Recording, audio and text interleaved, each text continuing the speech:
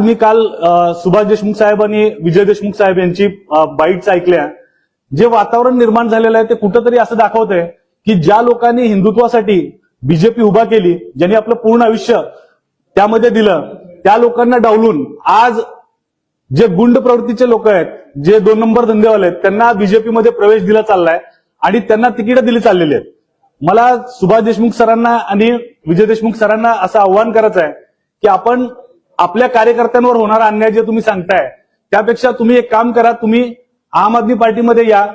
आम आदमी पार्टीमध्ये मी अरविंद केजरीवाल सरांना बोलतो, आमचे महाराष्ट्राचे अध्यक्ष अजित फाटके सरांना बोलतो आणि आपल्या नेतृत्वाला आम्ही मान्य करू आणि सोलापूरच्या विकासाचं काम करू. पण ज्या लोकांना हिंदुत्व म्हणजे भाजपचा चेहरा समोर यायला लागलाय की तुम्ही हिंदुत्वच्या नावाखाली लोकांकडून काम करून घेतलं आणि आज जेव्हा वेळ आली त्यांना न्याय द्यायची तर त्यांना तुम्ही बाजूला सारून टाकताय, म्हणजे ही काय मानसिकता आहे तुमची? अशा चांगल्या लोकांना मी आवाहन करतो की आम आदमी पार्टीमध्ये तिरंग्याच्या खाली आम्ही काम करतो.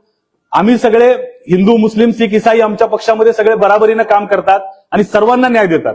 तर माझं हे आव्हान तुम्ही पोहोचवचाल ही अपेक्षा. आज मी काल सुभाष देशमुख साहेब आणि विजय देशमुख साहेब यांची बाईट्स ऐकल्या. जे वातावरण निर्माण झालेलं आहे ते कुठंतरी असं दाखवतंय की ज्या लोकांनी हिंदुत्वासाठी बीजेपी उभा केली, ज्यांनी आपलं पूर्ण आयुष्य त्यामध्ये दिलं, त्या लोकांना डावलून आज जे गुंड प्रवृत्तीचे लोक आहेत, जे 2 नंबर धंदेवाले आहेत, त्यांना बीजेपीमध्ये प्रवेश दिला चाललाय आणि त्यांना तिकीट दिली चाललेली आहेत. मला सुभाष देशमुख सरांना आणि विजय देशमुख सरांना असं आव्हान करायचं आहे की आपण आपल्या कार्यकर्त्यांवर होणारा अन्याय जे तुम्ही सांगताय त्यापेक्षा तुम्ही एक काम करा, तुम्ही आम आदमी पार्टीमध्ये या.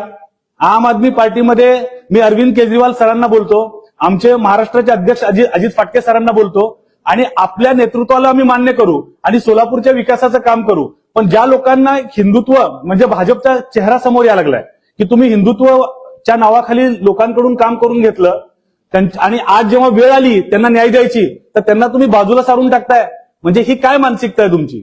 अशा चांगल्या लोकांना मी आवाहन करतो की आम आदमी पार्टीमध्ये तिरंग्याच्या खाली आम्ही काम करतो. आम्ही सगळे हिंदू, मुस्लिम, शीख, ईसाई आमच्या पक्षामध्ये सगळे बराबरीनं काम करतात आणि सर्वांना न्याय देतात. तर माझं हे आव्हान तुम्ही पोहोचवचाल ही अपेक्षा.